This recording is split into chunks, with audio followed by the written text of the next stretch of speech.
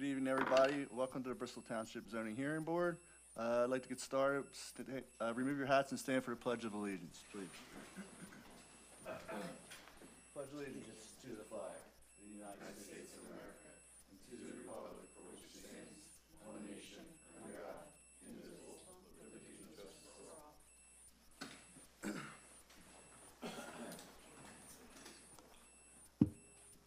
Okay, just for the record, Ed Murphy and Mark DeMarcus have excused absence tonight. So let me introduce you to a few people. Our solicitor, Keith Bidleymeyer, Director of L&I, Bob McTeague, and our stenographer, Cindy Oliveira. I'll call the board. Colleen Dunn. Here. Gerard Lycon. Here. Jim McMahon. Here.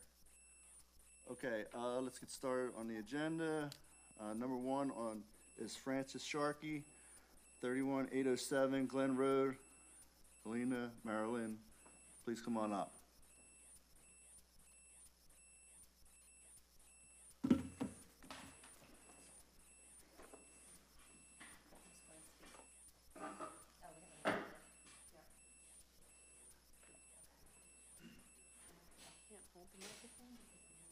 Gotcha.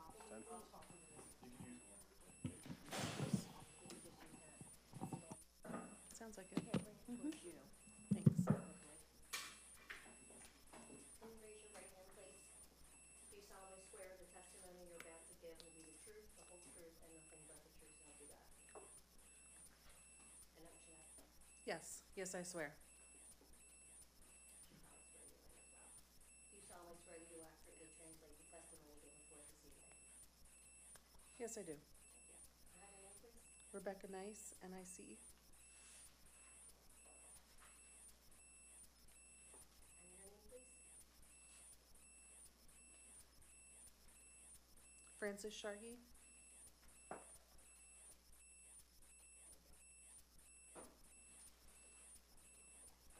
Mr. Sharkey, do you have your mail-ins? The township has all the practice. Okay. Good.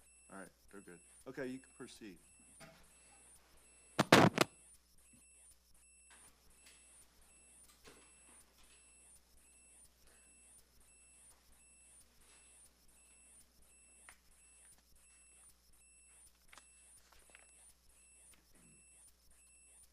So, just to give you background, the house I'm living in now is the house I grew up in. It was my parents', and about 1993, my dad built a garage in the backyard.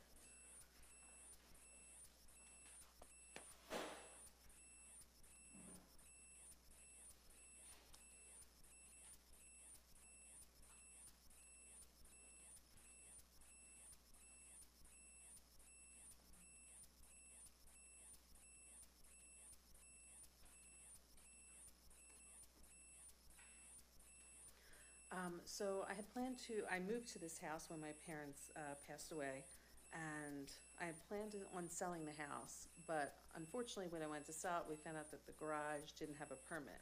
I know that we got a permit, but it wasn't inspected, I guess, at the end, and I guess I thought my dad did that, and it did not happen.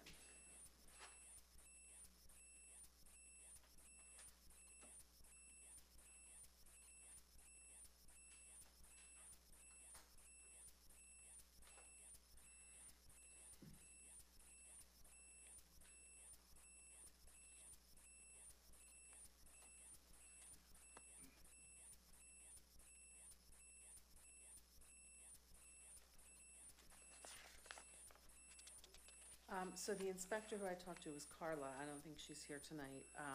And then I came last month to try and explain the situation. I did turn in all my paperwork to get the process started. Excuse me, I can't quite hear you.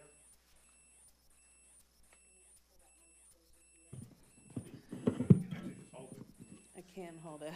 Oh, I'm Which sorry. part did you not? Did you Sorry. Did you hear most of it? Yeah, I kind of caught it. Do you want me to You lived repeat in the it? house, and then, something about Carla, I didn't hear that. Carla. Carla, I didn't hear that. I grew up in the house.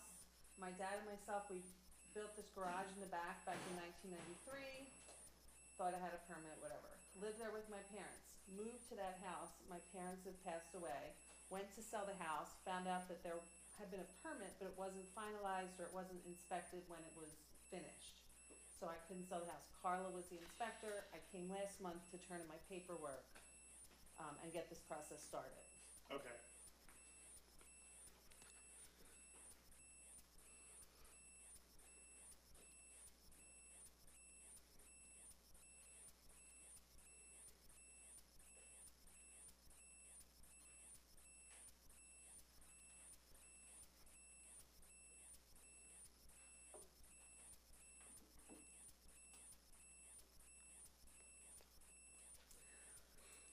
So we thought this would all be well. I would just apply for a permit and everything would be fine. But then we found out that the garage is too close to the neighbor's property and the fence line. It's only about 1.5 feet away.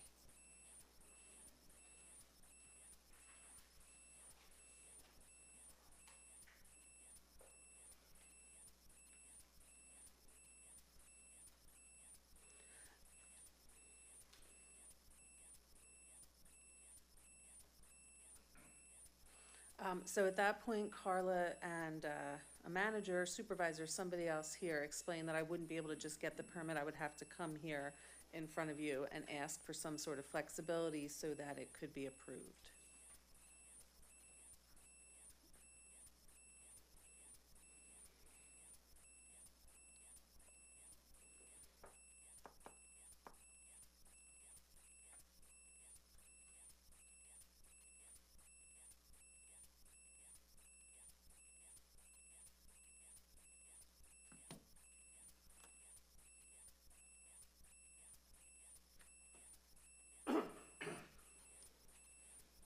Also, Carla came out to the house and took pictures of the house and the garage area.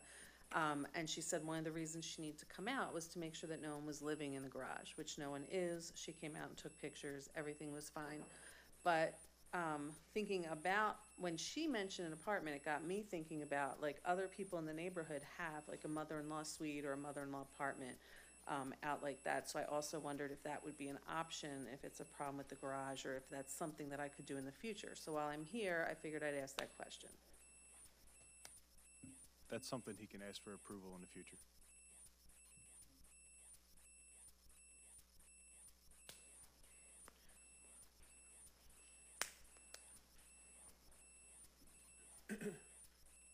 So I can't get it all finished at the same time while I'm here if I wanted to get approval for that? He didn't apply for that today.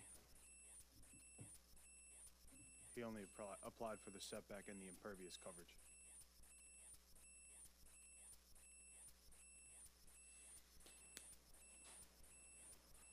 Okay. So then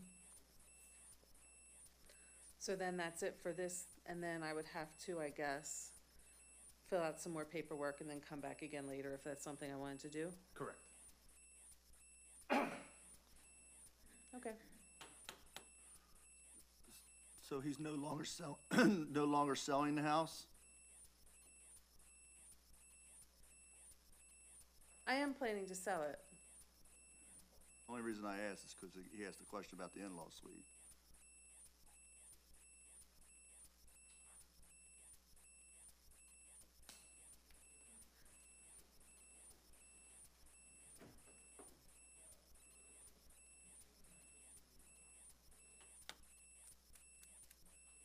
Well, I just figured if that was something that I was able to do, it would give it a better selling value. And I would get more benefit from selling that. Okay. Anybody else have any questions? I do. Yeah, Gerard. I stopped out and looked at the house the other day. And the garage is huge in the backyard. Looking at the scale, when I looked at the scale the other day, this picture here, that's not even accurate to what the garage even looks like. The back of the property is 50 feet. You're saying the garage is 24 feet. So from the property line to the center, half of that is 25. You're not even close, according to this picture. It looks like a small garage. Just to let everybody know, this is a huge garage. And you said it was like a foot and a half off the property line. It looks like over here maybe 2.5 feet. Just got a lot of concerns, you know, this thing is huge. It's not just a small garage, it's huge. It's actually probably bigger than the house, because the house says it's 22.3 by 36, and the garage is supposed to be 34 by 24. So it's probably a little bigger than the house, or close to the size of the house. This picture does not show that. That's some of my concerns right now.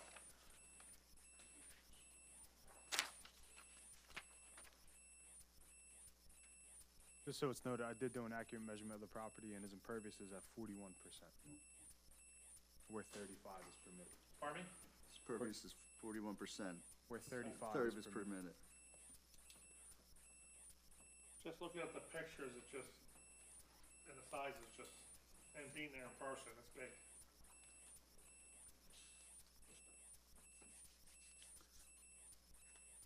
Oh, you just took an accurate measurement of the property, not the exact house. Okay. Anybody else have any questions?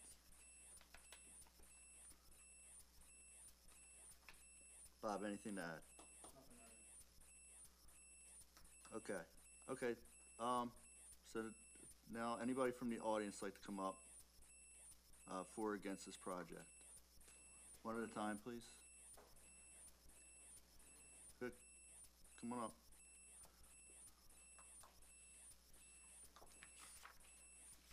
Thank you, Mr. Sharkey.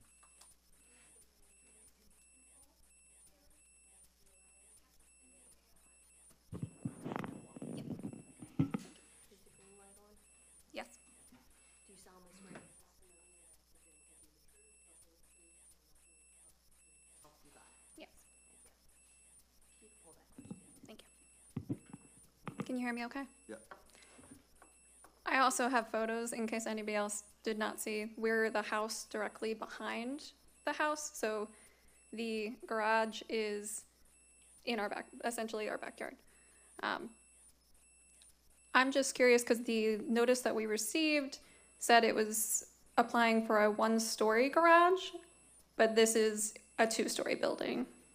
So I'm curious about the inconsistency there. I don't know. Like,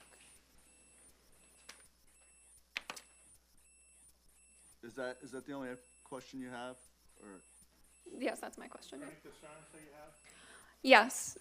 So the building, as you said, is quite large, and there is a window on the second story that looks directly into. We have a pool which we do have a permit for. So it's looking directly in. There also has been a lot of garbage being collected around that garage, which we have expressed concern about. So it is taking up some of the privacy from our backyard, and it's very close. So it's not the 2 foot, that's my other neighbor, but it is, I think we had measured like 3 foot. 7 feet, I think. Yeah, it's not very large. Yeah, 7 looks like. Just so it's noted for the record, the notice that went out just states garage. It doesn't say single story or second story. Oh, I think I had looked online because it said it was like a certain permit code on the Bucks County land assessor. Land assessor. Yeah, I was on I looked up like the property, and that's what came up. Yeah, everything advertised by the township is just garage. It doesn't specify Single single. story is probably the house that's there, if you looked it up at Bucks. Yeah, I looked up just the property line, and it showed like the photo of the two from the aerial view, and then showed the 2 permits, which they had a lined pool, and then they had that initial permit that he had applied for, or his dad had applied for the one story, which said 1-story garage, and I could always show the photo of the website that I found. How long you lived there? I've lived there for 14 years, 15 years, yeah. How long's the garage been there for? Since 92, I think, 93. All right, is that all you got? Thank you. Thank you. name's Nancy Daly. Can you And- raise your right hand, please? Do you solemnly swear the testimony you're about to give will be the truth, the whole truth, and nothing but the truth, so help you God? Yes, I do. Thank you. Okay, so I've lived, well, I grew up behind the residence. I've only not lived there for a period of probably 10 years, which is the period of the house being built. But I am concerned about drainage, the green piece, and I'm concerned about all of it. The space looking out, the view, because it is a two-story house, essentially. I believe the only thing it doesn't have is plumbing, and I could be wrong at this point. Like I said, I am the neighbor. Everybody knows me. Are you in the same house? Yes, we are. Okay. But I have been around for over 50 years, let's just say that. Like I said, the only time I haven't been there is probably about 10 years in that period. I know of things before and things after. That being said, honestly, I know the family does do construction, and permits probably should have been. So I really don't see no reason why there wasn't permits to begin with. Well, I believe there was permits, it just wasn't, no? No, there wasn't. But that's drama, and I'll leave it at that. Thank you. Do you have flooding in your yard now? Yes. No. And I have, past weekend, had to put a French drain in. Well, I mean, we can't pinpoint it that. No. that It's just that saying if you garage. wanted to, like, you asked her Yeah. how old, well, I've been Yeah. around for 50 years, over. Okay. I have a question. Go ahead. If we were to approve this tonight, could we make the condition that they remove that window that seems to bother them with their pool? I mean, obviously, it's not a house window, it's just a cosmetic window. But it kind of bothers the people if they're gonna be in their pool. Maybe somebody's looking out the window. Just a thought. Keith, go ahead. Yeah, Gerard, as the board can certainly request or make part of any kind of approval, reasonable conditions, and that certainly would be a reasonable condition. Okay, come on up, ma'am. My name is Jenny Morrison, and I'm here for Ralph Smith, who lives next door. Please spell your first name, please. J-I-N-I, J-I-N-I, and what's your last name? Morrison, M-O-R-R-I-S-O-N? yes. Okay, can you raise your right hand? Do you solemnly swear the testimony you're about to give will be the truth, the whole truth, and nothing but the truth, so help you God? Yes. Sister, can you write on the microphone? Yes. Okay. Ralph had a notarized letter, asked me to bring a notarized letter. It says to whom it may concern, the Bristol Township Zoning Board, thank you for the opportunity to address this issue. Due to prior plans, I'm unable to attend the meeting in person. However, I would like to voice my thoughts on this matter. I've lived next door to 322 Newport Road for 23 years, and currently I have no objection to the garage as is. My objection would arise if the garage were turned into a living space, because that would not be acceptable to me. Thank you for hearing my perspective. Do you want this for your... Yeah. Smith? Ralph Smith, is that? right? Thank you. The notarized letter? Yeah, Sure. we can make a,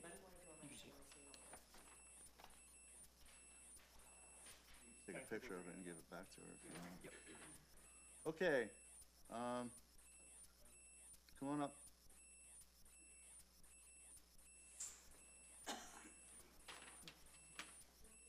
James Ellis.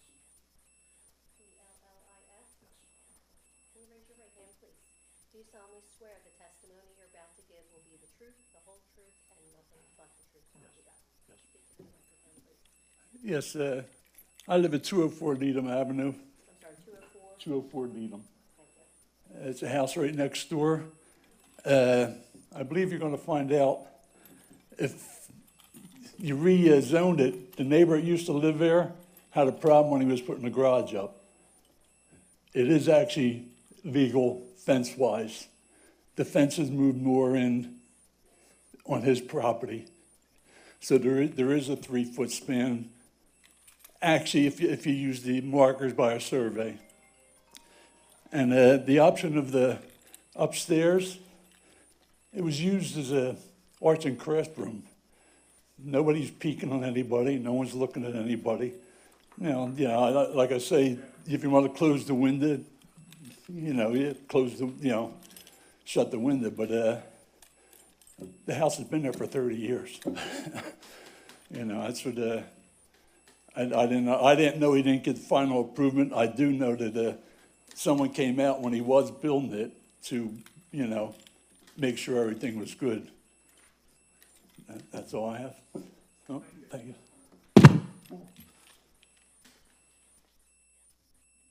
Anybody else?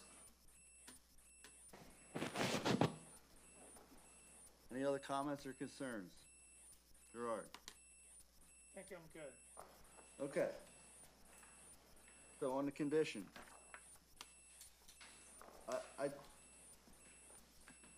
I think if we approve this, I think it should be approved with Gerard's condition and maybe, if possible, that it never becomes a living space. And it has to be, if he goes to sell the house, it has to be stated in the real estate agreement.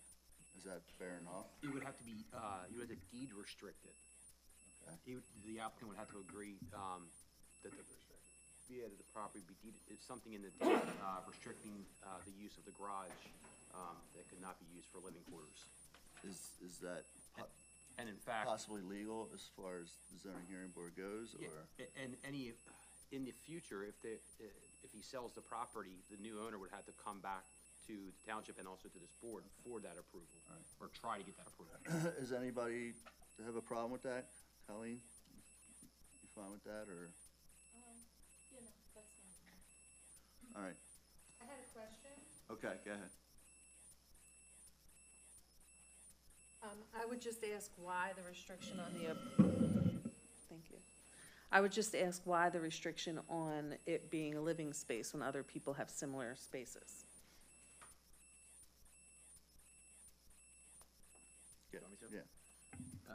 Because there's current concerns by neighbors using that property as I guess, an accessory apartment. I guess that would be the correct phrasing. Correct. Accessory apartment. We don't know the positions that other neighbors took when somebody was trying to convert a garage into an apartment or allow for living uses or living use. However, what's before this board tonight is concerns from residents, and they seem to be viable concerns. The other issues is parking. There is no parking. I see the driveway. There's no street parking. There's stone out front of the house. So where would the people even park? This is a very, very small lot.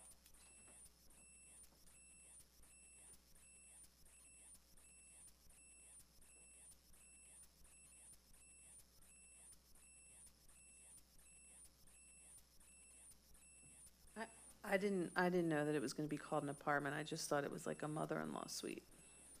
Well, that would be an apartment.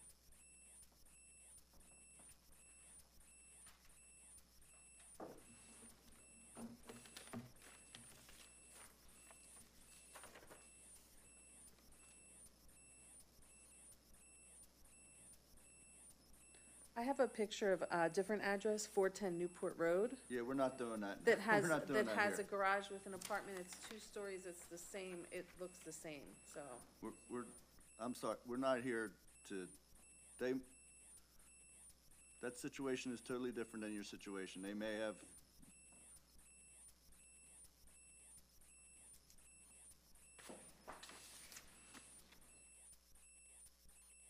Right. This, right. So I know you're saying that we're not talking about that right now, which is fine, but you're restricting it, which I thought we weren't Yeah, talking but- about it. So if you but- wanted to restrict it, then I just wanted to bring up these other houses. But he's here for impervious and setback. That, we're not here for accessory apartment.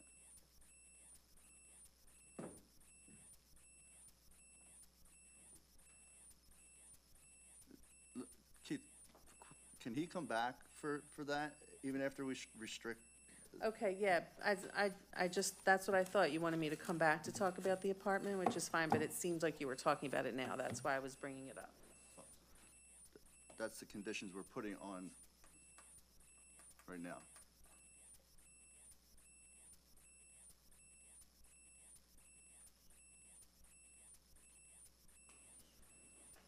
Okay, thank you. And he's fine with the removal of the window.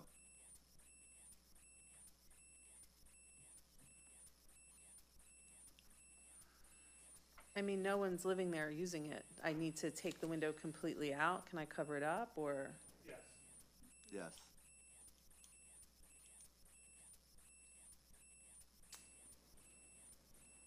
Yeah, if I could cover it up, that would be fine. Okay. Remove it. Remove it, right? Yeah, he's gonna cover it up once he removes it. Well, not just put a cover over it, remove it.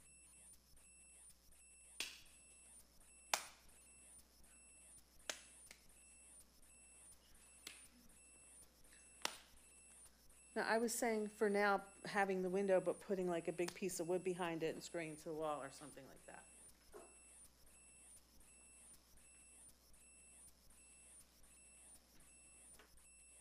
Let's roll it out.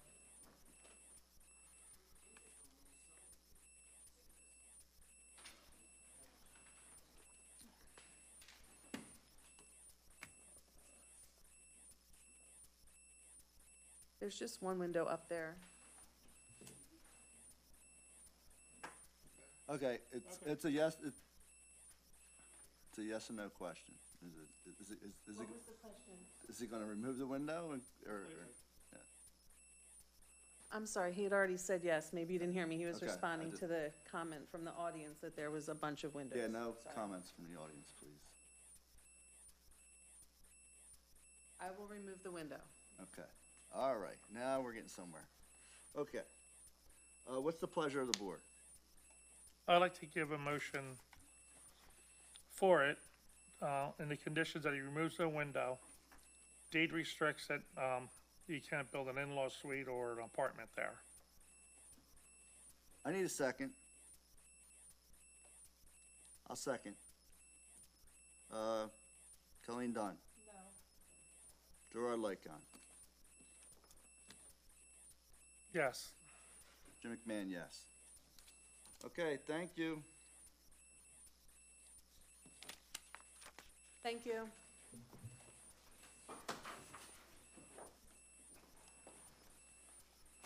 All right. Carolyn Hedrich Kuchar, 933 Avenue B. Please come on up.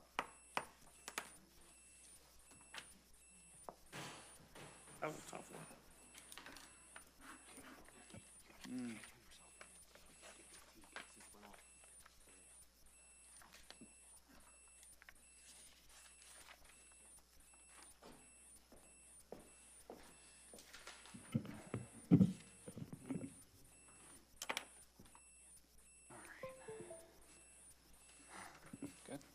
All right, good evening, Board. Bryce McGuigan from Begley Carlin here on behalf of Carolyn Heydrich Coucher, the owner of the property located at 305 Cedar Avenue here in Bristol Township. By way of background, the property is 0.14 acres. It's located within the R3 residential zoning district. We're here today to seek one single variance related to a fence on the property that was installed approximately 20 years ago. The property was formerly an old industrial building that fell into disrepair. Carolyn and her family rehabilitated the building, changed it from an industrial use to a complying residential use in the R3 district. And as part of that rehabilitation work, they replaced a fence. The old fence was an 8-foot chain link fence with barbed wire on top of it. They replaced it with an 8-foot white vinyl fence that looks somewhat more residential in character, you would say. They pulled a permit. They did pull a permit. However, the permit requested an 8-foot fence. Apparently it was approved with the condition that the fence be 6 feet in accordance with the residential zoning restrictions. Somehow, 20 years ago, it appears that Carolyn's fence contractor did not observe that restriction and installed the 8-foot fence anyhow. 20 years goes by, and from what it appears, there was no neighbor complaint. The Township Code Enforcement went out to the property. They did a drive-by, saw the fence looked a little high, looked into it, and realized that it did not have the appropriate approvals. So we're here today to seek one limited variance to allow this 8-foot high fence to remain on the property. If you look at the screen here, this is the property at issue. The fence is not in the front yard setback. It's the exact position as the old fence to the side of the home and all the way back to the rear. Bob, if you could go to the second page for me. This is how it looks from the front. You can see the white fence to the left and to the right of the structure. Again, we're not in a setback. We're not in any clear sight distances or anything like that. One of the reasons why it existed for 20 years without anyone really knowing. Bob, if you can go to the next couple pages for me. This is how it looked before. Obviously, the fence is not pretty, and neither is the building. Bob, if you can go to the next couple. Again, you can see the fence, and one last one. Next page, thank you. And it also looked kind of not great to the rear of the property either. So again, what we're asking for here is to allow one variance to allow this fence to remain as is. My client would happily agree that when the fence eventually needs replacement, that there be a condition that the fence be replaced with a 6-foot fence in accordance with the residential requirements in the ordinance. So essentially, the relief would basically just allow this one to remain as is and not have my client have the unnecessary waste of removing a perfectly good fence that her daughter and grandchildren use as a play area. So with that, I have my client here today.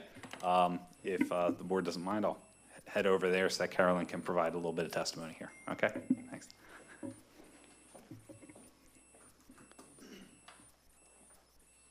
you raise your right hand, please?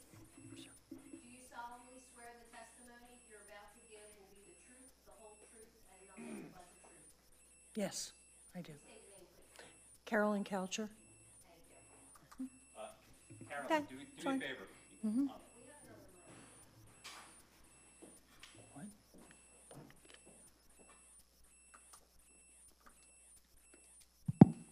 Carolyn, can you do me a favor and introduce yourself to the board?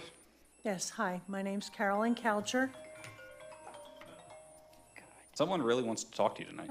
I don't get any calls. I'm here, yes, I will. You're the owner of 305 Cedar Ave, is that right? All right. Correct. Did you have a chance to hear all my statements to the board? Yes, Were they true and correct to the best of your knowledge? yes, Is there anything that you would like to change or add based upon what I told the board? no, All right. Would you be willing to adopt my statements to the board as your testimony here this evening? yes. Thank you very much. If the board has any questions, we'll be more than happy to address those. Okay, any questions from the board?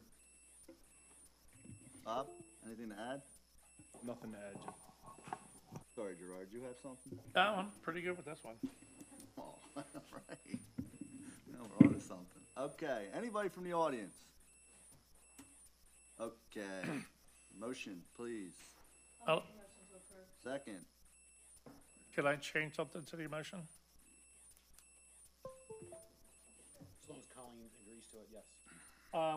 That if it ever gets replaced, that's gonna be 6 foot. I'll second it. Okay. Colleen Dunn. Yes. Gerard Lightcon. Yes. Jim McMahon, yes. Thank you. Thank you very much. Okay, Kevin Mooney, 35 Mint Leaf Road, please come on up.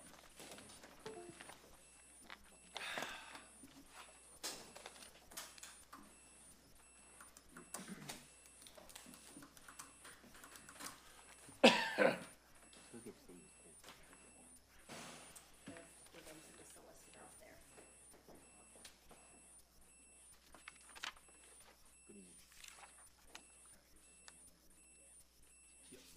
And, was this? Must be Lisa, that's.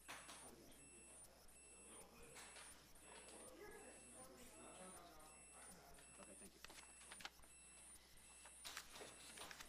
Did you need to put that on the record, or is that?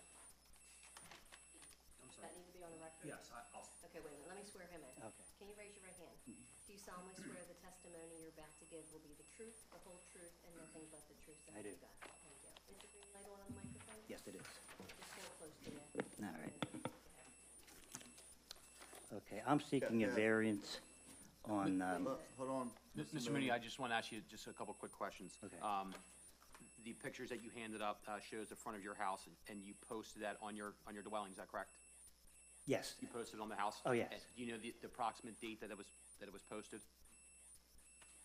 I took pictures with this. I know it was like the 29th or the 27th. I can't remember the exact date. It's been posted for 2 weeks before tonight's meeting. Oh, yes. Okay. Yes. Very well. Okay, you can proceed, Mr. Mooney. Okay, yeah, I'm looking for a variance on my property for a shed. We had a shed before, but it rusted out, we took it down, never replaced it. So I said, okay, we're retired now, so we got a little bit of money we can play with, so let's get a new shed.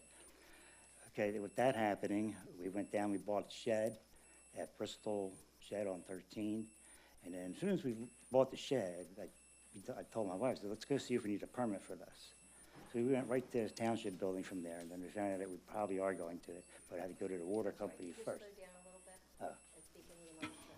So we went to the township building from there. Yes, and found out that we're probably going to need a permit, but we had to go through the water department first, which we did. And then we had to get a plot plan. I had to draw exactly the measurements, what was on that, okay? And then what happened after that is that we finally, I had to, a couple times trying to get the right for the water department. We finally did that I'm sorry, to get the what for the water department? to get the, I guess, variance. Or just to get that, we weren't on an easement or, in any, blocking traffic or anything like that. It was in the backyard fully. Okay, so we did that, and then we had to wait. We had a date of August 12th and 13th for the building of the shed in the backyard, which we felt was okay. That's good, no problem.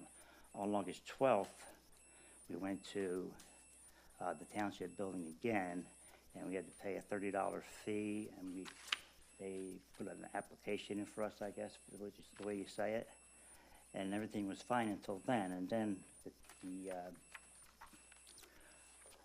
they came in on Thursday, leveled everything, came out on Friday, and built it all like within an hour. They were really good.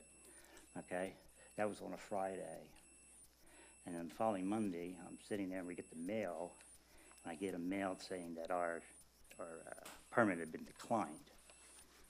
Okay, because of, I think it was, For resurface? yeah, okay. All right, now,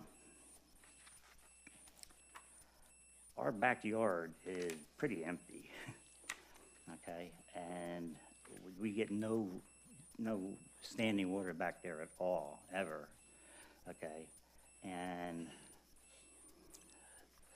so we decided, okay, let's go, trying to fight this, see what happens, see if we can get to keep our shed. Like, our shed is already built and back, it's been back there for 2 months. Nobody's complained about it, or no one has, I never had any backup water. And as far as water coming into the yard, I think the shape of the roof of the fence being like an A shape, water's gonna run off the side into the stone base that they put in. The stone base is 10 by 8. Okay, so they put the smaller shed on that. They said that's usually what they do.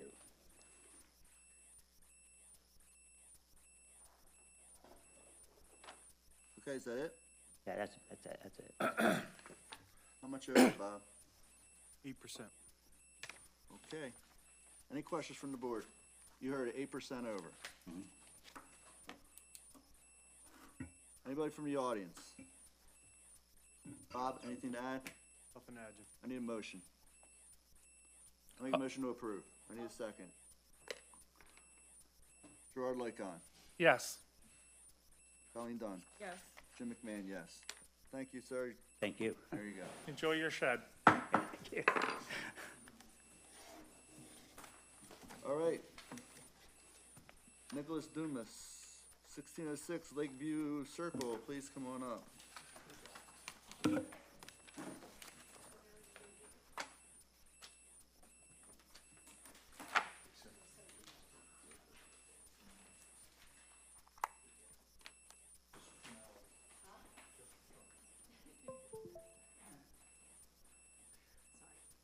you solemnly swear the testimony you're about to give will be the truth, the whole truth, and nothing but the truth to help you God? I do. Thank you. Good evening, Board. I have pictures of the postings and the mailings. Do you have the date? 9:30. 9:30? Thank you.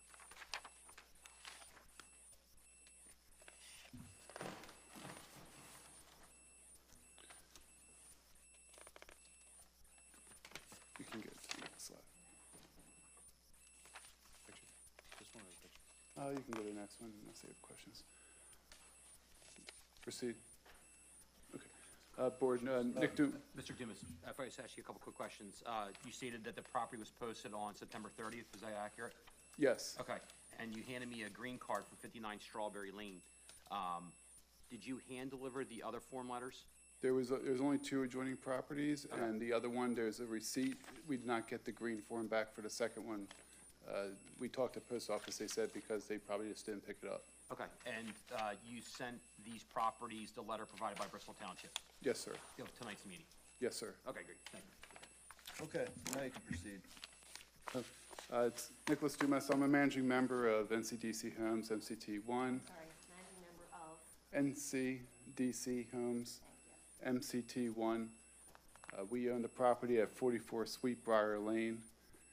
Previously, Jefferson Health, Family Medicine. In the purchase agreement, we purchased the property in hopes to open up a pediatric speech occupational and physical therapy center. Part of the agreement was that they leave the sign. When Jefferson Health sent in their people to clear out the office, they took the sign. When we went to put a permit in to put our name on the sign, there was a bigger than a 50% increase or a 50% improvement on the sign. Therefore, they need to go back to zoning because it is a non-conforming sign in the residential area. There are 4 specific zoning variances that we are looking for approval for. If you'd like me to go through them, or is it okay if it's, do you want me to list them off, or it's in the application?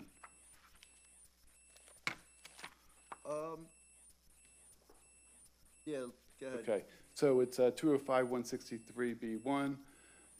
D, such signs shall be non-illuminated or indirect illuminated. sorry, can you slow down for a minute? What's after the number? The text. B1D, such signs shall be non-illuminated or indirectly illuminated. 205-163B1A, one freestanding sign with a maximum area of 12 feet. 205-163B1B, one wall sign with a maximum area of 10 feet. Wall, Wall sign yes. with, A maximum area of 10 feet. And 205-163B1D, such signs shall be non-illuminated or indirectly illuminated. So anyway, so when they send, Jefferson Health sent their people in, they removed the sign, there was more than a 50% improvement. What we're looking to do is add 4 signs. Basically, the ones, if you look, if you can go back to the picture here.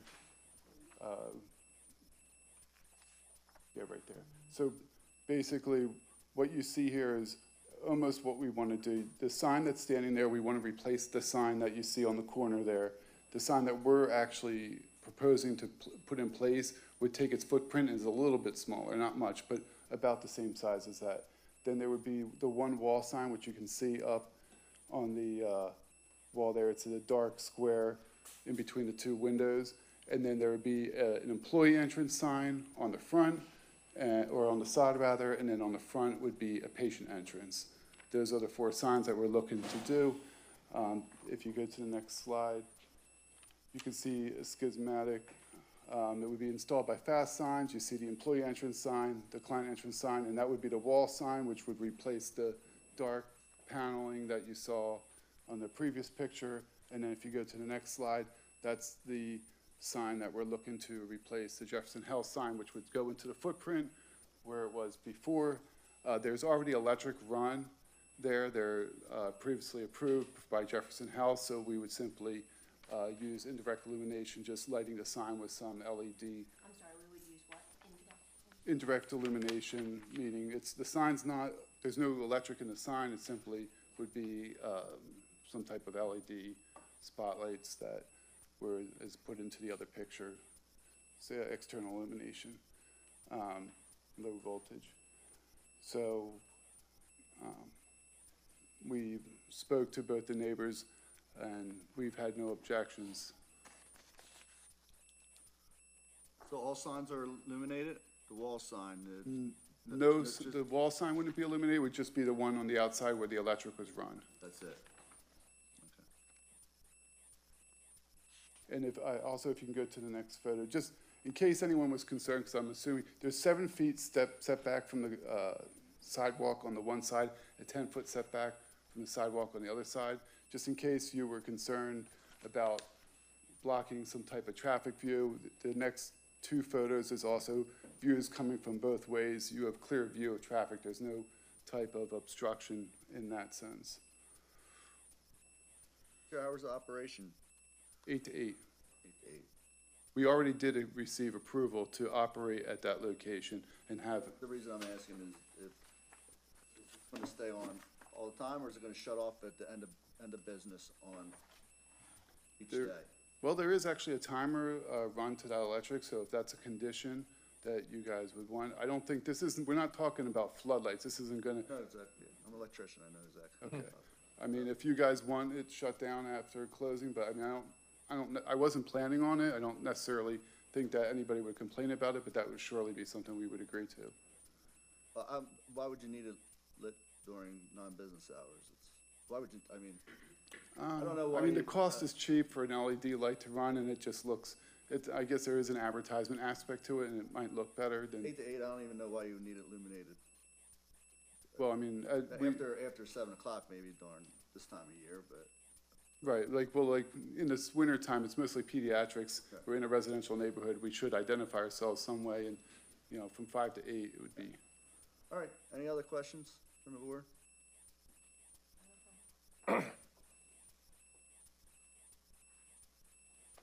You good, Colleen? Oh, yes, Yeah. I said I don't have it. Sure. No, I'm good on this one. Bob, anything to add?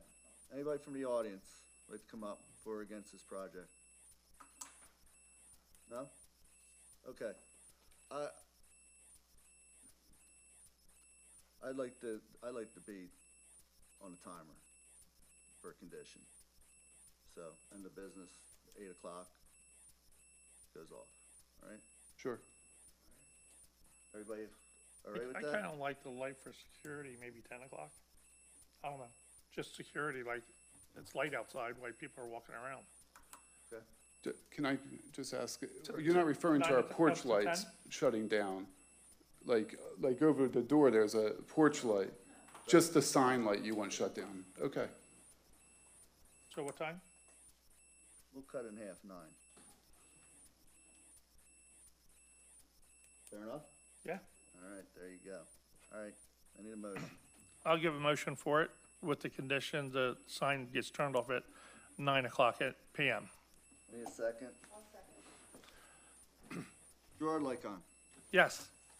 Colleen Dunn, Yes. Jim McMahon, yes. Thank you. Thank you.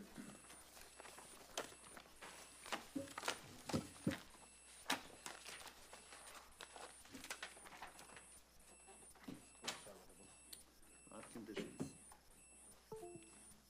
Okay, all right. Let's see, 7025 Bristol Pike LLC. 129 Tatum Road, Ben Salem. Thank you.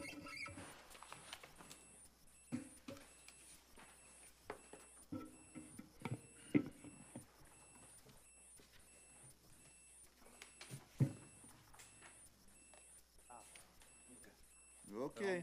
I could do that for you. I wish I could. Whenever you're ready. All right. Good evening again, Board. Bryce McGuigan here on behalf of 7025 Bristol Pike LLC. The property is surprisingly 7025 Bristol Pike. It's 1.3 acres and currently located within the C Commercial Zoning District. The lot itself is somewhat long and narrow. It sits obviously along Bristol Pike. It's presently improved by a dental office to the front of the lot, along with a partially gravelled over large vacant area to the rear. Now, this might sound familiar to the board. We were here about a year ago where we received relief for a small storage unit structure to the rear of the property. There was a use variance we received together with a height variance of 24.5 feet. We then went through land development, and during the land development process, the township engineer observed that we forgot to ask for a variance. Specifically, there's the Delaware Canal Park along the rear, and there's a special setback requirement of 150 feet from the center line of the canal. Obviously, we missed that, or else he would have asked for it altogether. Bob, can you go to the next page for me? Nothing about this project has changed since we were before you previously. The building is still the same size, still located in exactly the same place, and even though we are in total removing more impervious than we're adding, we are still providing formal stormwater management to the rear of the site to ensure that there is no increase in the rate of flow out into the canal as a result of this development. We're also proposing 20 feet of dense buffering to the rear for any neighbors on the other side of the canal. However, we still require this relief. Specifically, we're about 91 feet away on the near side, and we're about 141 feet on the far side. Because of the angle of the canal, the measurement's different.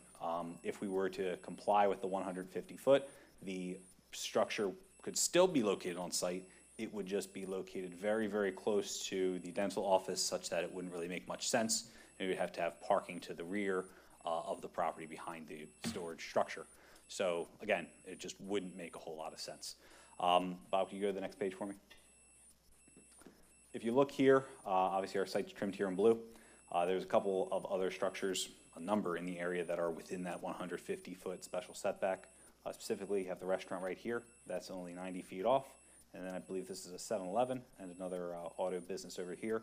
And they're also within the 150 feet of the canal as well. This one right next to us, it's either just under or just at 150. So what we're doing here, again, it's something that's common for the area. We're going to take special precautions with respect to the canal to ensure that we don't, that no additional stormwater runs into the canal compared to what's there now. And also, we're going to provide, like I mentioned, the 20 feet of buffering along the rear of the property. What we're thinking is a dense screen of evergreens so that any of the homes across the way, obviously they'll have something nice to look at that's not a commercial structure. So like I said, the rest of the project is unchanged from when this board approved it in October of last year. Our engineers over at Tri-State have been in touch with Gilmore and have confirmed with Gilmore that there are no other outstanding zoning issues, and we're in compliance with the other zoning comments in their land review or their land development review letter. So with that, I have my client with me tonight, and unless there are any preliminary questions, I'd like to introduce Vaisal Badalov, the owner of 725 Bristol Pike LLC, to attest to my statements, then answer any questions the board may have. Vaisal. Hi, everyone. Raise Vaisal your right hand, Badalov. please. Do you solemnly swear the testimony you're about to give will be the truth, the whole truth, and nothing but the truth, so help you God? Yes. Spell your name, please. Vaisal, V-E-Y-S-A-L, B-A-D-A-L-O-V. L-O-E or V? V. Thank you. Good evening, Vaisal. Did you have a chance to listen to all the statements I made to the board? Yes, sir. Were they true and correct to the best of your knowledge? Yes. Anything you care to change or add based on what I just told the board? No. Would you be willing to adopt my statements to the board as your testimony here this evening? Yes. All right. You were also here with me about a year ago to seek the original approvals when we were in front of this board. Is that right? Yes. And everything you testified to at that hearing still remains true and accurate? Yes. All right. There have been no changes to the scope or scale of the project or anything else beyond what I just informed the board? Yep. And obviously, if you receive these approvals, you're going to continue forward with the land development process. Is that right? Of course. Yes. Which includes going before the planning commission as well as council with respect to those other ancillary land development issues. All right. So with that, we don't have any other testimony to present. But if the board has any questions, we'll be happy to answer those. Bryce, just for the record, it's still owner, it's still gonna be owner operated? Correct, correct. And yes, this is also, so the dentist office is also owner operated. We're not gonna subdivide. This is all gonna be one lot and we're gonna run it together. Thank you. Yep. And again, if the board just, I know it's been a while, the goal of this project, it was to be more professional driven, so it's not gonna be for any individual to lease space. This will be for local businesses to lease space. And again, the design of this is gonna mirror the design of the dental office. You know, this is my client put a lot of money into the dentist office, so we don't want to, for lack of a better word, sully that by just doing a random storage facility to the rear. It will look nice, it will look very similar in style and class to the dentist office to the front, and this will be run as one cohesive operation on property. None of that will change. This is just one variance that candidly, my client's professionals, myself included, missed when we were in front of this board previously. Okay, any questions, concerns? Yeah, I have a question. Sure, go ahead. Last year, when you applied for your variances and for zoning, I commented how messy your place was out back, like a lot of debris all over the place. I stopped out there Sunday, and you cleaned everything up. It's spotless. I mean, the place really looks good. So I just want to say thank you. Thank you. Colleen? I don't have anything. Okay. Bob, anything to add? Okay. Any audience participation? Come on up, man.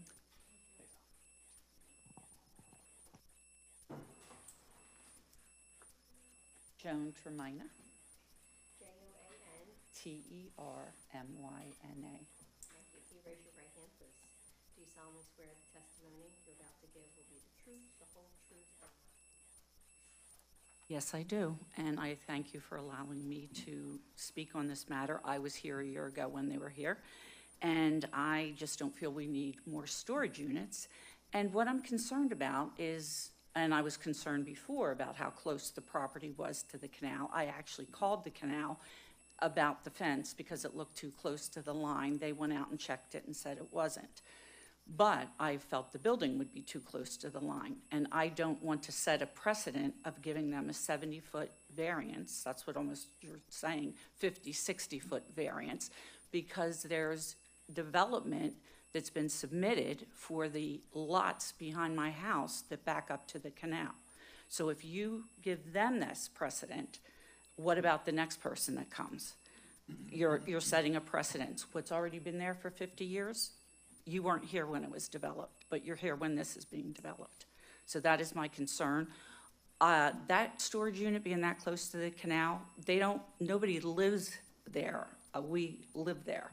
And I have pest control come every month to my house because there's all type of mice and wild animals. Every month they come. We had a small trailer that had a trailer light parked by the woods at the back of the house. The mice made a nest in it. We couldn't even store our small trailer with a light in our backyard. So, they want to put a building that's going to store things right on the canal. I just don't think that's a good area. I don't know why they have to build another storage unit. And now it was supposed to be cars, I believe, before. Am I correct? Was that the use, cars before? No, it was, I thought you said contractors. garages. Garages. What was it? It was always storage. Storage for what? There was a very specific use, and it said it would be discriminating usage for the unit. That's what it was. So to clarify, the use has always been storage. We know some of our neighboring property owners happen to have many cars in the rear of their property. That's not going to be us. It will be storage for local businesses. There will only be 6 storage units, and again, we're going to choose tenants based on their ability to coexist with the dental practice at the front. We don't want any Manny, Mo, or Jack to be renting this, and we're not going to be advertising to anyone. These will be specifically selected local businesses. Yes, you did mention that. My concern is giving them a 60-foot variance on that side. Then opens up the possibility that you give the next person a 60-foot variance to build in back of my house. I'm already dealing with the issue in front of my house. Keith, can you speak to the precedent thing that she speaks of? Jim, yeah, I mean, it comes up often. What the board would have to deal with is each individual application that comes before it. Because approval was given to this applicant doesn't necessarily mean that this board would give approval to the next applicant because they might not have a hardship. So each application that comes before the board will have to be weighed accordingly. And that's pretty much what I can share with you. Yeah, that's what I've been told over the years, sitting on this board, when I brought up precedent. This is a different application than the next application that might come down the line. Okay, So- so if the next application comes down the line and they need a 50 or 60-foot variance, you can say no, even though they're going to say you gave it to the gentleman down the street? Yes. Based on what? Based on the law. Based upon hardship. So each applicant has to establish their own hardship. Well, if they have a hardship, so then they're going to get their variance. There could be bleed over, certainly could be, one application could affect the other. However, that new application would have to come here and establish their own hardship, that the board would have to evaluate and weigh. Okay, I'll acquiesce to your better knowledge of the law than myself, but I am totally against it. Yeah, I've brought it up several times on this board. So, okay. Anything else to add? No, the applicant would rely on the testimony and evidence presented. Thank you. Okay. So what's the pleasure of the board? I'll give a motion for it. Any second? I'll second. Brad Lycon? Yes. Colleen Dunn? Yes. Jim McMahon, yes. Okay. Thank you. Okay, you got number 6 there, Bryce? Withdrawing? Okay. Okay, you're out. Sorry. All right. I know you get paid by the words. That's a given. Oh, it's Michael.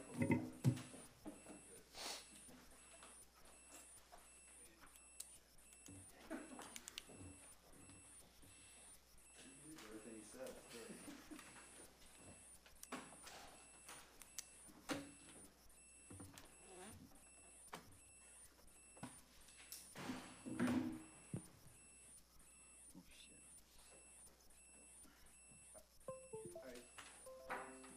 Withdrawing number 6, right? Yeah, I was just asking just withdraw on the record. Yeah. So Mike, can you withdraw number 6 for the record, please? Yes. Good evening, Mike McGinnis. On behalf of the item which is listed 6th on the zoning hearing board's agenda, I sent a note to Mr. Bidley-Meyer and Mr. McTagg in confirming that that application is being withdrawn. Okay, thank you. Number 7, Herring Properties, 281 Witherspoon Drive. Rendering. Next one. Yeah, that's good. Thank you.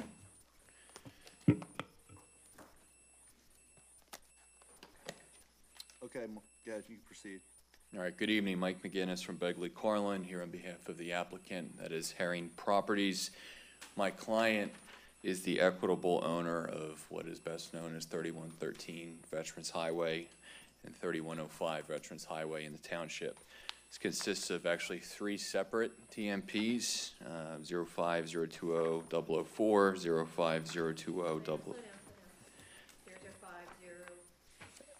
The first one is 05020-004, and then 05020-005-001, and 05020-05-002. You're welcome. This application consists of a proposal improving both of the vacant parcels at the 3113 site and the deletion of the Stadium Bar and Grill, which is located at 3105. Board may recall that this property has a bit of a tortured history. I will not go through all of it, but I'll give you a brief refresher. Was most recently here, not my client, but myself, back in January of 2023 to seek a number of variances to allow for a mixed-use commercial development at this site. That was a proposal for a hotel, a storage facility, and some retail pads. That project unfortunately died on the vine near the end of 2023 as we were going through the development process, primarily but not exclusively due to an inability to backfill the retail pads at the location and some concerns regarding the viability of the hotel. Prior to that, in 2016, there was an application that was submitted before this board where 8 variances were procured for Royal Farms. I was not involved in that application, but my understanding is that did not come to fruition following council approval, I think due to some concerns related to off-site traffic improvements. This has been a challenging property to successfully develop. The 3 parcels in the aggregate come out to approximately 9.5 acres. And just like we covered before, it still consists of multiple zoning districts. The primary district is Zone C Commercial. It also has the Town Center overlay, and then the Plan East portion of the site is M1. That's primarily where the wetlands are located on the eastern boundary. Mentioned last time that over the years we've been contacted, our office has been contacted for a number of proposals primarily related to truck parking and trailer storage, I think due to the proximate location to both 276 and 95. Those uses have been non-starters immediately, obviously, and maybe pure spec industrial could be a non-starter here too. But we think that finally that we've married the use that we're going to detail here in a moment with the user, which would finally make the plan viable at this location. Jamie Herring, who is with me tonight, is the owner and developer of the Bristol Commerce Center in the township, as well as many other properties, both in Bristol and other locations. Has helped to create north of 1,300 jobs locally. These are operational, leased-up facilities built in a Class A manner. We have one of the renderings before you. We have a couple other pictures which we'll walk through. And that brings us to what we're proposing this evening. Bob, if you wouldn't mind, I think slide 2 is the site plan. This is the construction of an approximately 116,000 square foot new facility. The impetus, and Jamie will detail this in a minute, for his interest in the property has been primarily to keep Bristol businesses that he has as tenants expanding locally in the township. He has reached capacity with his properties on Green Lane and would like to be able to move potentially 1 or 2 tenants into this location, along with the potential for a different business, which he's going to detail, which relates to the height variance which we're seeking. This is not anticipated to be heavy truck use, not a distribution facility. It's designed to have aesthetic touches which are more in keeping with the vision of this being a commercial corridor, more of an office-like aesthetic, a lot of windows and things of that nature, which again you'll see. The variances which we've identified and happy to go through as part of Jeff Skinner's testimony, who's the project engineer, are those, I think, many of which the board has seen before with this application, so I don't want to belabor the point. But the one variance, which is probably less frequently seen, the height variance, is similar to the 6201 Bristol Pike property, which I'm only mentioning because Jamie also purchased and will be developing the beginning of next year. He'll detail why that is a beneficial and required variance for one of the tenants that he's looking at for the site. So what I'd like to do is call Mr. Herring, have him sworn in, give a bit of background about his experience in the site, and then happy to have Mr. Skinner walk through the plan and answer questions the board would have this evening. So thank you. If I can steal.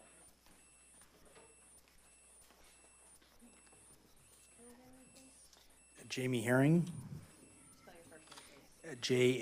Formal name is James.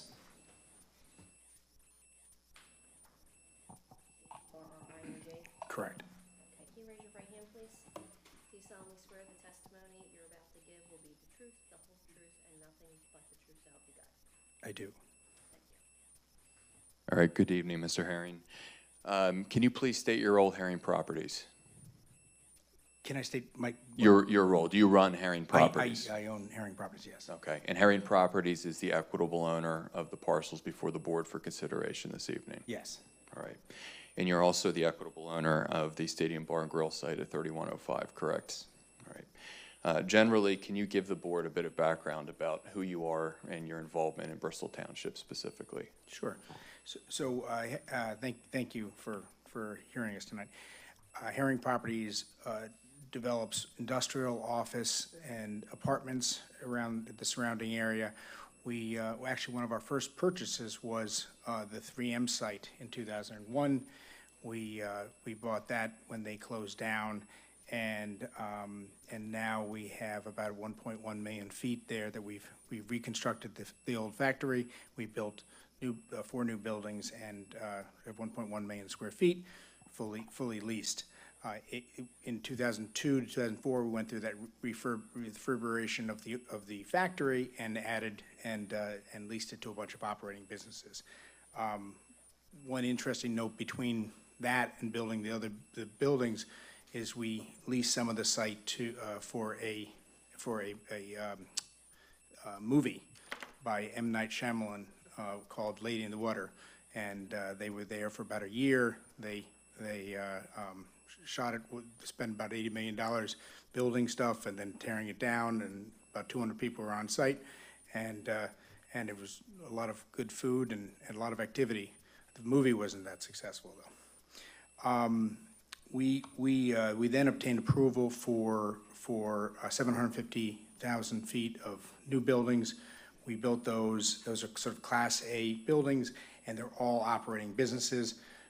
Air Gas, Urban Outfitters, Carlisle Roof, Hughes Enterprises. We're 100% leased today. Where 3M had 800 jobs there, now, as Mike had said, we have over 1,300 jobs, maybe closer to 1,500 jobs there. They're all operating businesses that do something on the site. We purchased 6201 Bristol Pike recently. That is close to this site, and our plans are to build starting probably in the spring.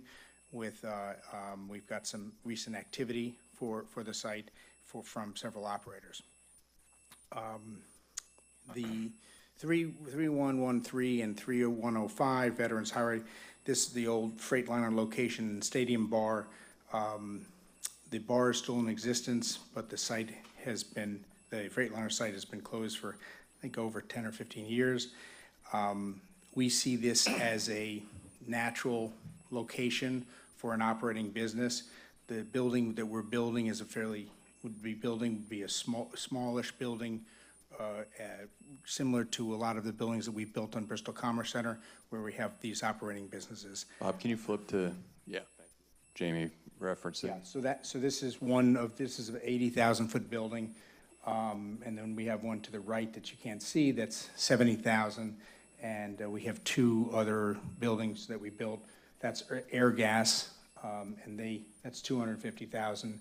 They have about 300 employees, and then Urban Outfitters, which is their division called Newly, which rents clothing predominantly to 20, 30 somethings on a subscription business. There are several tenants in our Bristol Commerce Center that are growing out of space.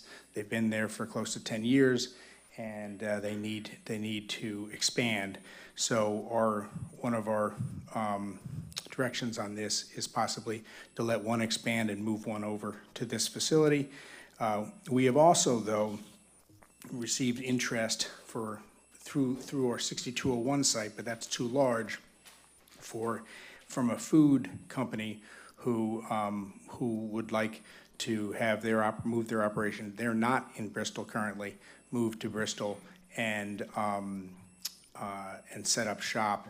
They have a refrigeration facility in that food company, and that would need for it to be productive, would need an 80-foot clear height for the facility. Right, so you have, Jamie, you have a number of tenants, successful businesses in Bristol Township. You have some businesses that you deal with outside of the township. And the idea is, we talk about spec development, and this is spec development in a sense, but it's not really, because you have in mind and have had conversations with the sorts of businesses that you would be looking to allow to grow into this facility. Is that a fair summary? Yes, I mean, every building, we either pre-leased or basically started moving earth and leased. Okay.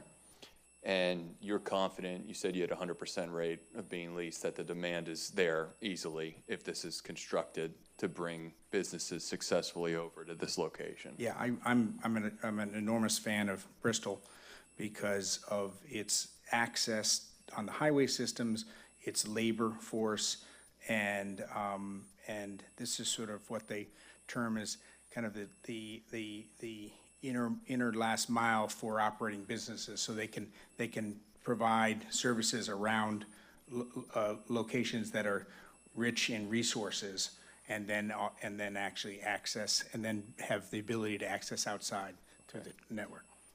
I made the distinction to the board that we're asking for a use variance because this is zone commercial. There's an M1 component to it, but the crux of the property is zone commercial. But the businesses that you've outlined aren't big, last mile facilities or distribution facilities. They're not. I don't have a single distribution tenant in my entire portfolio. All right. And one of the things that we've discussed with this development is the aesthetic design. Again, this is a commercial area in part, and you put a lot of pride in terms of the investment that you have to the exterior of the buildings. And that's something, along this corridor that you are committing to design with a certain flavor, I'll say, as part of the development. Absolutely. We build, own, manage, and lease. We don't sell. So we have, with the exception, we did sell air gas, but that was, I had partners at that time, and that was the way for me to get buy out the partners. But in the Herring properties, we do not sell.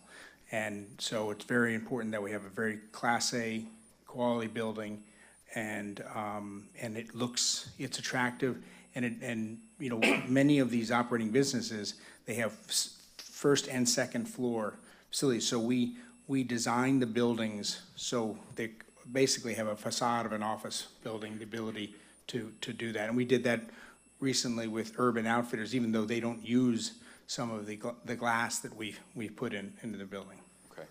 And I think I cut you off a few minutes ago just with respect to the 80-foot variance. I think a lot of the variances here are similar to relief that have been granted for this site previously, understanding some of the unique components to it. I made reference to 6201, I think, which has a similar height allowance. Can you just explain briefly to the board, with a potential food user here, what the 80-foot clear is and how it's beneficial and sort of in demand for the sort of tenant you're envisioning? Yeah, I think it's a combination of factors, broader than just food. Volume is underutilized.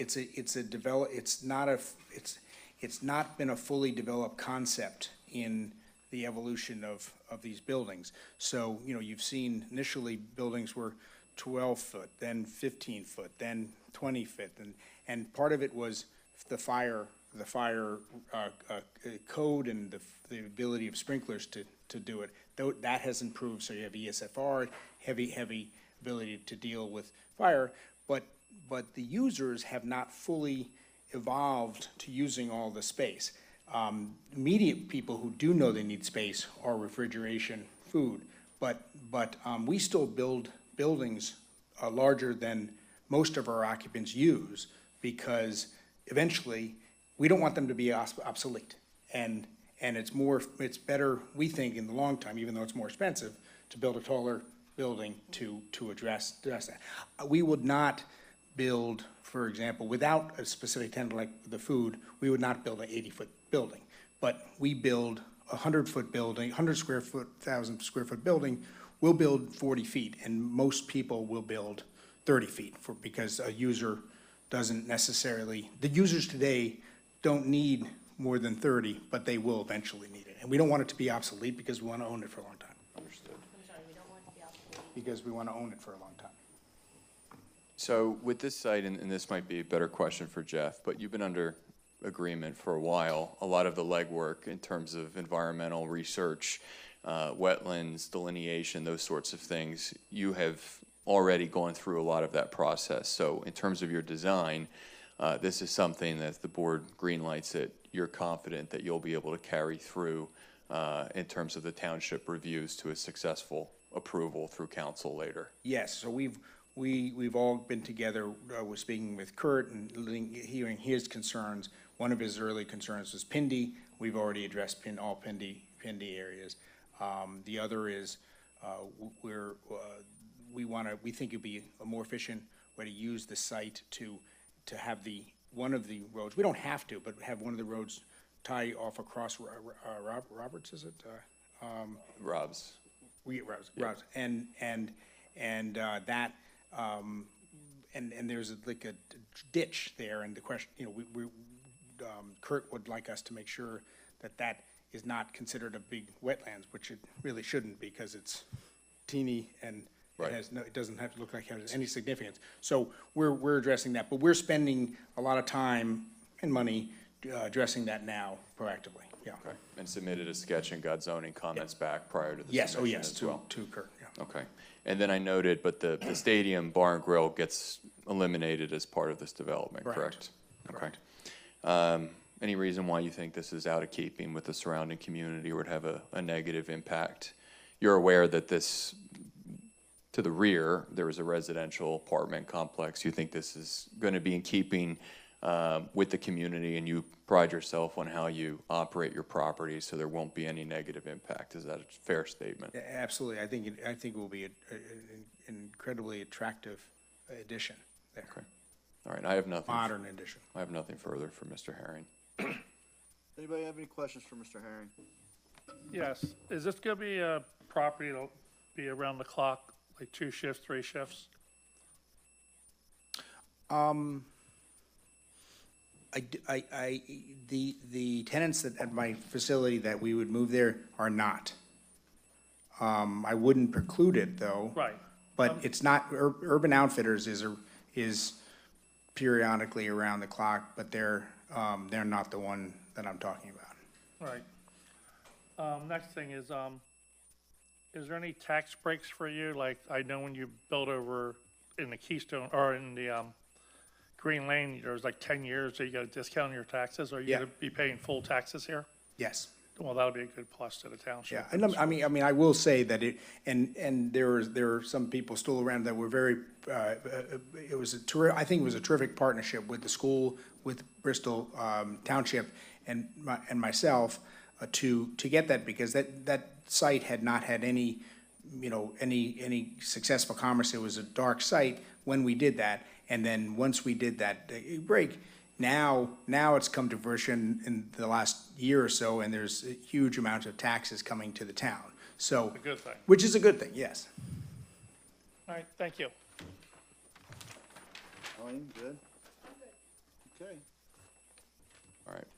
Thank you, Mr. Herring. Mr. Skinner, you can be sworn in briefly. Raise your right hand, please. Do you solemnly swear the testimony you're about to give will be the truth, the whole truth, and nothing but the truth to help you God? I do. Is it J-E-F-A? Yes. R-E-Y? Yes. Skinner, S-K-I-N-N-E-R. All right, thank you. So if it pleases the board, since, again, we did present sort of the unique layout of this site previously, what I'll just do is have Mr. Skinner do a very brief overview of the existing conditions versus what we're proposing, and then we can answer any questions on specific variances if the board would like to address it that way. All right. Thank you. Good evening. As you can see, we have a site plan, very basic, showing the site with Veterans Highway along the bottom of the plan and Ford Road to the left. As Mike has stated, the site is comprised of 3 properties. The major property taking up the site that we're proposing the development on, along with the Stadium Grill, which is a smaller property down here in the lower left corner. Also, there's a property to the right that essentially extends the entire length and contains the wetlands and grass area. And that's the property that's presently zoned manufacturing whereas the rest of the property is commercially zoned. Also adjoining this property is Beach's Hardware, which we have a 50-foot wide access easement across the back of Beach's to come out and access Ford Road, which we are proposing to use as part of this development. The building is rectangular. We're proposing is rectangular in nature. The front being more of the employee access area, with parking predominantly in that area, and the back area being more of the truck access location. And we've set that back in a little bit so that the truck traffic is mostly hidden from Veterans Highway and Ford Road, and the truck traffic would most likely use the driveway out to Ford Road and then to the signalized intersection at Veterans Highway. We are also proposing a predominantly employee entrance at one location and moving another entrance down across from Bob's Auto driveway, as Jamie alluded to. And that would be for employees and also the possibility of some truck traffic coming down Veterans Highway and turning and going back into the back of the site. But we believe most of the truck traffic will be predominantly using Ford Road access. As I stated, the employee parking along the front and one side. Stormwater management, we would take use of some green space out front, and also, as needed, provide some underground basins in and along and around the building to meet the NPDS requirements as they are. And right now, it's about, what, 70% of essentially sheet flow, basically? The site that we're proposing to develop is almost entirely paved with no stormwater management facilities, and it is flowing back towards this back corner and to this back wetlands area. But for the most part, there's just minor drainage ditches along the front Veterans Highway, and that's taking the PennDOT drainage system. That is not being used by the site at all. All right, and my only other question, Mr. Skinner, is you've been, as Mr. Herring's alluded to, in dialogue, township engineer, and you recognize that you'll have to coordinate with the Conservation District and also with PennDOT as part of a successful development here, and you're willing to do that? That is correct. Okay. I have no questions at this time. Anybody have any questions for Mr. Skinner? I just have a couple. Sorry. Is there consideration for putting a light onto Ford Road? I know that's a pretty nasty intersection. A light? Or some other. At our location? We have not considered it. We will be doing a full traffic study, and based on their recommendations, would improve that location as necessary. Also, you mentioned truck traffic. Do you have an estimate of like how many? Is it like tractor trailers, box trucks? I do not have that estimate. As I said, the traffic study will bear that out and provide that information to the township during the development process. And estimated amount of employees that this facility may or may not have? I could not. I think. I'm sorry. If I can get Jamie might Sure. be better suited, considering he has an idea of what businesses he would bring over to answer the truck traffic question as well as estimated employee count. The two companies that are in Bristol Commerce Center now probably have at most two trailers or two tractor trailers a day. It's very light, and then the 3 to 5 smaller trucks. And you have an estimate. Right. Do you have a rough estimate, understanding that there's a lot that needs to be confirmed, but approximately of how many employees or jobs might be viable at this location? I would say 50 to 60 is sort of been our range of employees in these companies. It may per shift, but But yes, per shift. And, I mean, it may go up from there, maybe 80 or 90, but typically it's been 50 to 60 is what we're seeing on this size building. Thank you. If I may add briefly, we are showing approximately 105 parking spaces on the site, which is almost double what is required based on the use that we're proposing.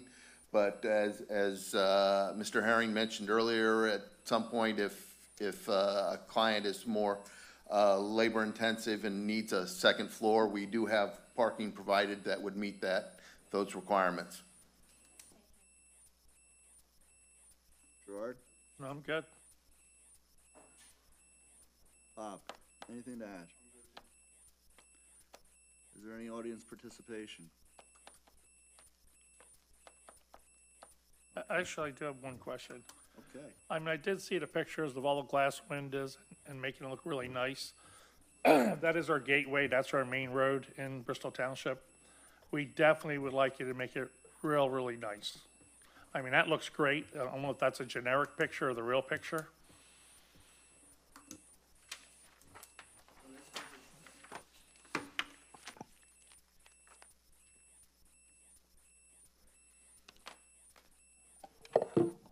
That's a picture of a building we just built. Actually, I think that has less glass than what we'll do. We like glass. Yeah. I think what we'll do is at minimum mirror what we have done in the corners of urban and that is air gas and urban would be. Yeah, we want it to look real nice. I Yes. mean, a lot of glass. And there's another thing, the indent in the corners, the indented of the building, step back, that's a feature that we like to do. You know, it adds sort of character on the corners of the building. It's not an enormously large building, that's twice as large, but so it will look significant because we will have the two corners on that smaller building will be that on the fronting on Veterans Highway, Okay. as well as glass along the front. We just want it to look real nice. Yes, You know, that that's is. our gateway, that's our. I will, you can assure that I will make it look really Yeah, I nice. mean, that looks great. Yeah, it will have an orange sail on it too. Thank you. Okay. Anybody else? Last chance. Going once, going twice? No? Okay. It's a pleasure of the board. I'll put a motion for it. I need a second. I'll second. Okay. Colleen Dunn. Yes. Gerard Lycon. Yes. Jim McMahon. Yes. Okay. There you go. Okay. I need a motion to adjourn, please. I'll make that motion. Second. I'll second it. All right. All in favor? Aye. Ayes have it.